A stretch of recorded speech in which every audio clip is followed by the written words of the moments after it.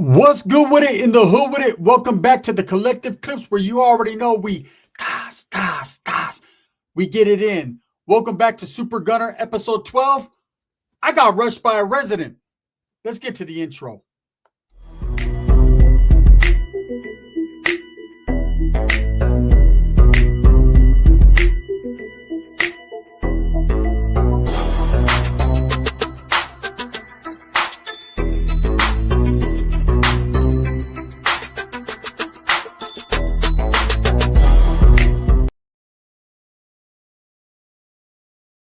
Welcome back to the channel. And if you haven't already hit that like and subscribe button, make sure you go ahead and do that. Put your notification bell on all so that way you're directed in the right direction. There's a whole bunch of directions, but you want to be directed into the right one. To the gun who stays kicking it, man. I appreciate your support. I'm very humbled by it.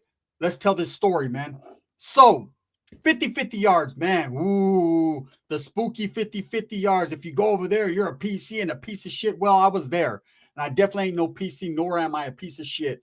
But I was there, and I was a non-active Norteño functioning as such on a 50-50 yard. Yes, I did that. If you don't like me, go ahead and bounce. But I got a story to tell.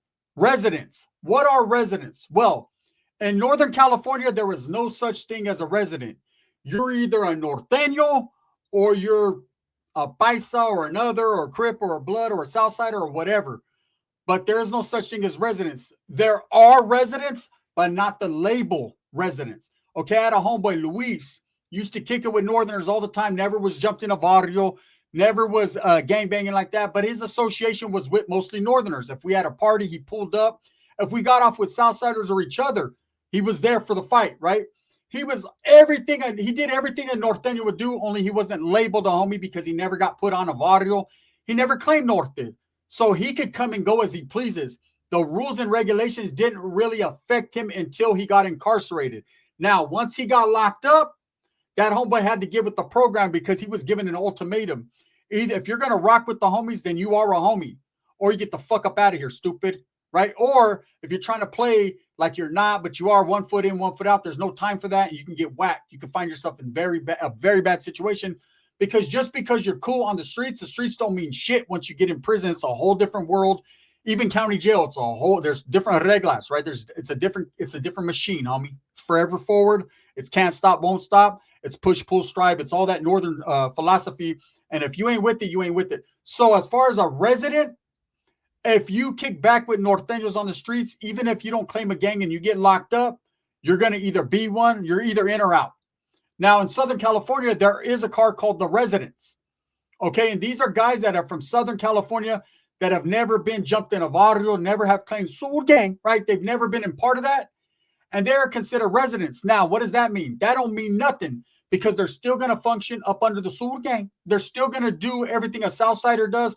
They're still going to be on that yard. They're going to be accountable. And look, I've ran into some residents that were hard as pierda, straight rock. Dudes that actually became somebody in the Sur Gang, right? They actually became a major hitter for the Southsiders or a Southsider. I've seen it all. But they do have people that are considered residents. Now, there's always a lot of questions about residents. People always ask, hey, who do they function with? Are they able to do whatever they want? Do they have to fucking be accountable? Look, on a prison yard in California, everyone is going to be accountable. There is no free bed space. There's no lacking in your macking. You are going to, if your group that you are affiliated or associated with happens to get off, you are expected to assist the household. You are expected to go out there and pick up a fierro just like everybody else, whether you claim resident or not. You know, people believe, oh, our residents took advantage of. Are they forced to do more than, say, a Southsider? Absolutely not. You got to understand, a Southsider has already dedicated his life and his time and everything he is to that cause. A resident isn't loyal to that cause, but he's loyal to the soil where he's at and to the people that he's functioning beside. That's how it's supposed to be. So there's a lot of residents that go into prison, do their thing, do their time, maybe get involved in a little bit of this or a little bit of that, but they're not dedicated to that. Now, some do. Some actually go in as a resident, and because of the people they're associating with, they're like, fuck it, homie. You know what I'm saying? I'm going to be a part of that. I can tell you, I've seen Vatos actually go in from like the SGV or South Los or West LA, and they're hanging around with a lot of dudes from Anaheim, or they're hanging around with a lot of dudes from the IE, and next thing you know, they're from Verdugo or they're from fucking Orange County.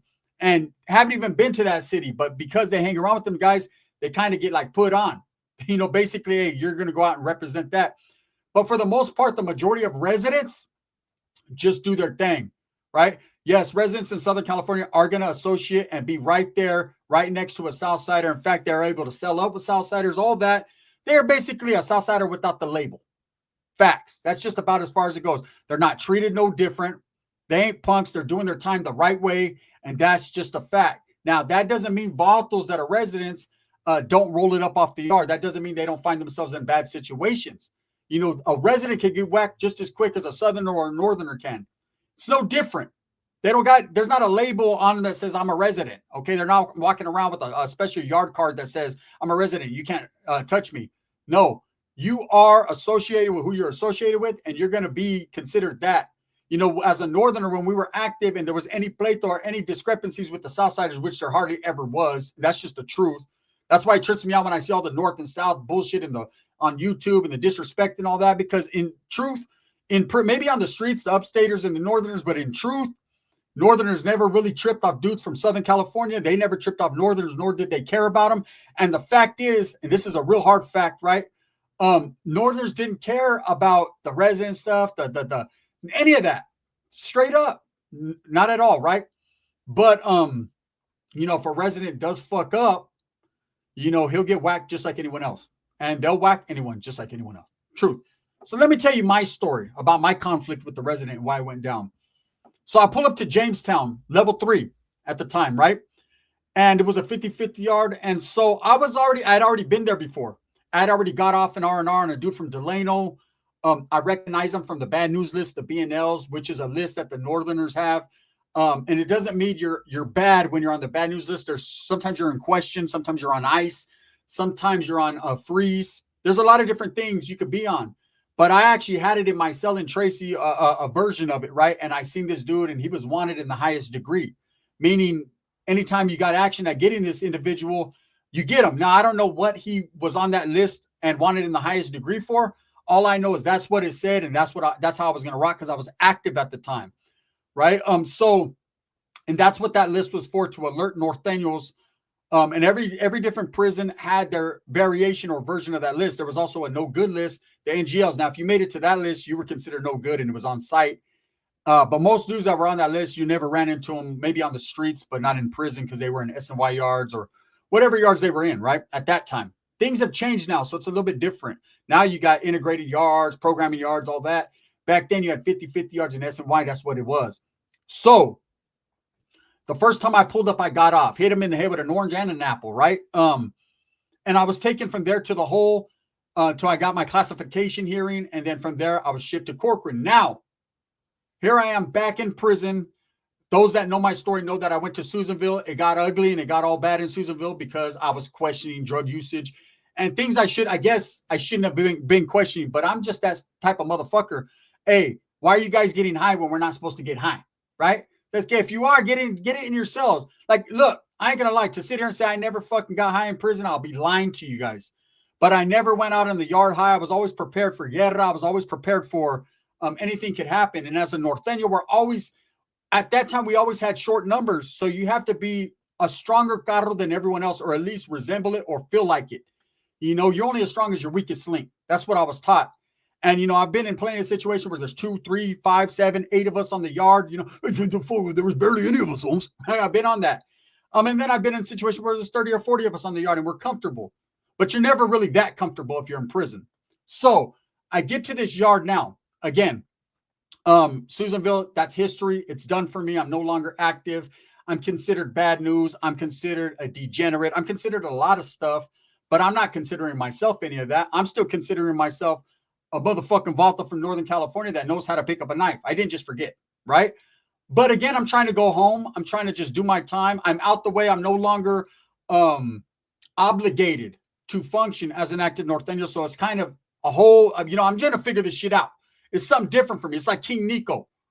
Where do I go? Right? I'm going to stay. I already knew I was going to stay. So it wasn't a fact of where I got. Even if I got off, that wasn't going to bring me back. I was already done, right? My career was over. So these are just facts. I keep it real.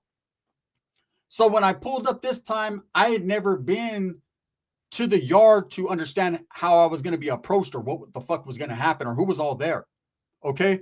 So when I got out to the yard, the first people that approached me were Southerners. They were walking the track. I'm walking out to my building, and the cops just let us walk to our building. They gave you whatever little property you had and see you later, right? And as I'm walking to they're out there on yard, a couple Southerners see me. Where you from, Messe? Right? And I was like, Merced, fucking Central Valley. And they're like, oh, all right. Your peoples are over there. And that's what, it's all respect. They're not going to just rush me on site. I wasn't their people. There was, they questioned me and that was it. And they kept it pushing. So as I'm walking, I see about 4 or 5 ex-Northerners, but they're still Northerners walking my way, Mongolians, 14 stars, all that. I could tell. And now you got to understand, the stories that I've been told up to this point was, if you get there, they're going to ask you if you're active. If you tell them you're active, they're going to get off on you on the spot. They have the green light to get off on you. The cops ain't even going to trip, right? And then you're going to get fucked, mollywopped, or you can take flight first. There was just a whole bunch of different things you could do. But if you're going to stay there, then they're going to hit you up. Hey, are you active? He's telling, nah, bro, I'm just right here just trying to kick it. They're going to SB on you for 3 days. Now, let me explain that, what an SB means. It means shadow, right? They're going to shadow you. It's SB is a shadow blanket, right? They're going to blanket you. They're going to put 2 or 3 individuals on you at all time. Every time you come out of that cell, whether you're in the day room, the yard, in the California prison system, they're going to watch you. They do it on the active side when you're in Norteño until you are cleared, and they do it on the non-active side, until you're cleared by them. And the way to get cleared on the active Norteño side, there's a lot of different things that you have to go through that I'm not willing to talk about. That's their business.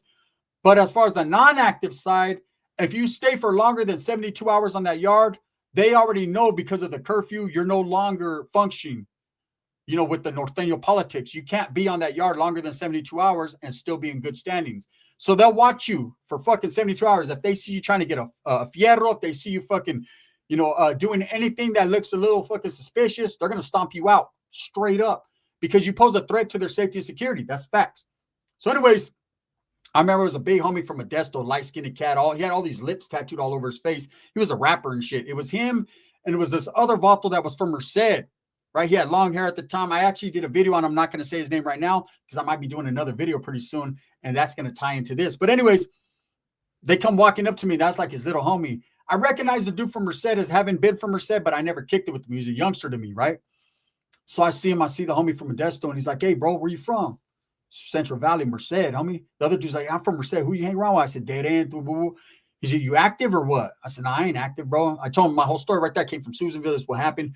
They're like, all right. So you know what time it is, right? I said, I guess. Shit, you know what I'm saying? One thing about me is I'm different than the way I am on YouTube. On YouTube, I'm pa-da-pa-pa-pa, but in prison, I'm pa-da-pa, pa-pa-pa-pa, right? Because I'm on my own now. See, before I always had other homeboys to back my play. I always knew that my people were right there and I could go over there and get in the groove of the shit. You know what I'm saying? Like a Madonna song, I get into the groove. But now I got to get into my own groove, make my own lane, my own vibe.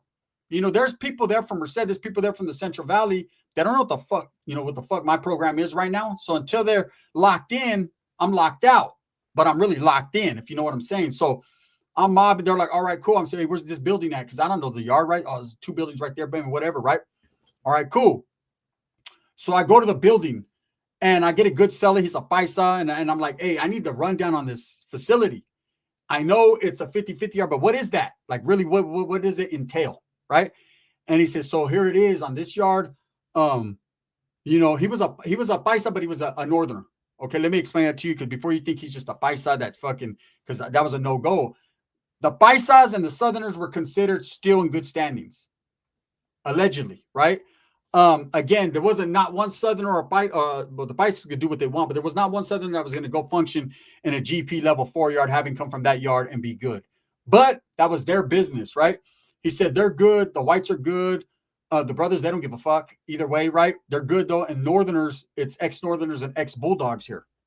I was like, for reals? How can the Southerners be functioning with ex-Northerners and Bulldogs? They just weren't tripping. This is just how it was, man. I'm just telling you what it was, right? So I'm like, cool. So one of my Bulldog partners, we ended up becoming cool on the yard. As I'm coming out, man, I ended up fucking with him. He was one of the meanest looking motherfuckers on the yard. He was from College Street, right? And so I don't know how it is, man, but we end up fucking meeting each other. And he's like, oh, yeah. And he's an old school F-14 or 209, but he's not active anymore. And it's whatever, right? So we ended up becoming real cool friends. He shows me how to make pruno. It's all good. And he's like, yeah, I'm in the gym. They had gym living there. This was a level 3, level 2 yard, meaning it was level 3 and they housed some level 2s there. This is how it was. So I guess I don't even know if they housed level 2s. I think but it was lower level 3, lower points, right? And then of course they had the fire camps there, the level 1 and level 2 yard, but I never went to those. And so it's for me, I was on level 3 points, low level 3. And we ended up becoming homeboys. And I'm like, damn, bro, I'm trying to get in the gym with you. Because a couple of my homeboys from Mercedes, you understand, I stood there 3 days. I was good. No issues. And so I'm like, I want to stay right here, go in there with you guys, man, and kick it. You know what I'm saying? He's like, oh, we be gambling all day on the poker table, kicking. It's lovely in the gym. It was basically a dorm, gym living, right? And I had never done that up until this point. So I wanted to do that. So I'm like, damn, man, I'm trying to go over there, right? And he was like, let me get at this chick. She's a sergeant, bro, but I'm hella cool with her. Let me get you in, right? So about a week later, he's like, hey, bro, pack your shit up. They're going to get at you, bro. You're going to get in there. So she calls me into her office. I'm on yard. The sergeant calls me in her office. She's like, hey, you want to go to the gym? Hell yeah, I want to go to the gym. She said, okay, when you get back to the, your building, roll your stuff up. You're going to be on the movement tonight after chow. I said, all right, cool. So I tell my celly, hey, vámonos. He's like, all right, cool. So I get in the gym. It's lovely. The homeboys are all there. I'm like, good, right? So what happens is me and the homeboy were into making pruno. We worked the kitchen. I had already had a kitchen job. So what happened was there was a southerner in there and he was cool. He was cool, man. And he, what happens is he sees we had the plug with the sugar. Now the homeboy, the bulldog, he had the plug with everything and everybody, the free staff, everybody. He just had it going on. He was loved right there. He had already been there a couple of years before I got there, right? And so I was excited that was my boy. So he was like, hey, don't even trip, fool. I'm gonna hook you up. So what he would do is he would tell the chick, hey, open the dry storage and let's go over here to talk. And I'd go in there and I'd steal hella sugar. And so I'd put them in little bags. So when homeboys, I'd be in where you wash the dishes. So anyone who's been to Susanville, you go through the chow line and then it's like a separate area where you just stick your tray right there. And you grab the trays, spray them down, boom, put them in the machine, right? It has 2 or 3 people working back there. One's drying and one's doing all that. And I used to be at the window. So when I'd see homeboys, they'd be like, what's up? I'd slide them a bag of sugar. Now they're going to be searched on the way out, but they're not going to hit everyone. So sometimes we'd go out and there's bags of sugar everywhere where they hit a gang of people, but most likely a lot of it was going to go through. Like 75% of it was going to pass. They'll take it back to the plug it in with the homeboy. Like we had the little lit. So the Southsider dude seen that we had that going on. And so one day he comes up to the homie. He's like, hey, bro, I want to get in on that. Let me get some sugar too. The homeboy's like, nah, I can't fuck with you like that. You know what I'm saying? Hey, you can't be fucking with us like that. We're not acting with whatever, right? That dude's like, fuck that. That's it. Fucking, you know what I'm saying? We're active, homie. We should be controlling this shit. He was feeling some type of way. So I'm like, man, fuck that. So we and him end up getting in a fight. Boom. He goes back to the building, tells on me, right? I go to the hole. Brindle goes to the hole. My boy at the time, right? There, I said his name. We go to the hole. We keep our teeth locked. We ain't saying nothing. That dude, they got the write-up on us saying that we beat up this dude. The homie was like, whatever, right? We end up getting out of the hole. When I get out, they don't put me back in the gym. They put me in this building with a bunch of retards. I go in this building, right? I think it was building 1. And they had beds in the fucking day room. Okay? So they put me, I'm on the top bunk. There's bottom ones. There's a whole bunch of, and I'm like, damn, I don't even get a cell. Oh, man, I ain't used to this shit. What is this shit? You're on Front Street. Everyone's looking at you. You know what I'm saying? I'm like, nah, I'm cool.